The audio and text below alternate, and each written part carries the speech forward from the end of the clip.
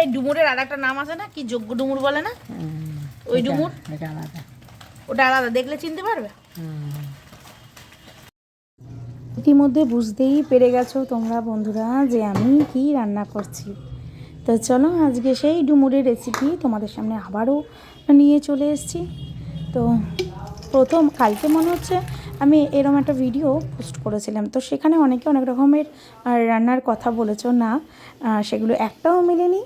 তো দেখে নাও, ওটা ছিল ডুমুরের চিংড়ি একটু ভাজা ভাজা, আর এক সাইডে আমি এই ফাটা ডিম মানে কাঁচা ডিমটাকে ফাটিয়ে মশলার মধ্যে করে রান্না করে নিয়েছিলাম, সেটা হলো আমার ছেলের জন্য। এই ভিডিওটা তোমাদের সাথে তুলে ধরতে পারলাম না, নেক্সট আবারও কোনো দিন যদি বানাই এই ডিমের রেসিপিটা তোমাদের সাথে নিশ্চয়ই শেয়ার করব। এরকম প্রচুর রান্নার ভিডিও, এরকম ডিমেরও ভিডিও আমার ইউটিউব চ্যানেলে রয়েছে, চাইলে তোমরা দেখে আসতে পারো। আপাতত এই মুহূর্তে বা এই কিছু দিনের বন্ধ রয়েছে আমার ইউটিউবে কাজ করাটা, ঠিক পেরে উঠছি না গো সময়ের সাথে, সেই কারণেই।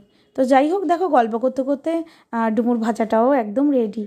ভাজা খাবে বলেছিল যে, চলো টাটা।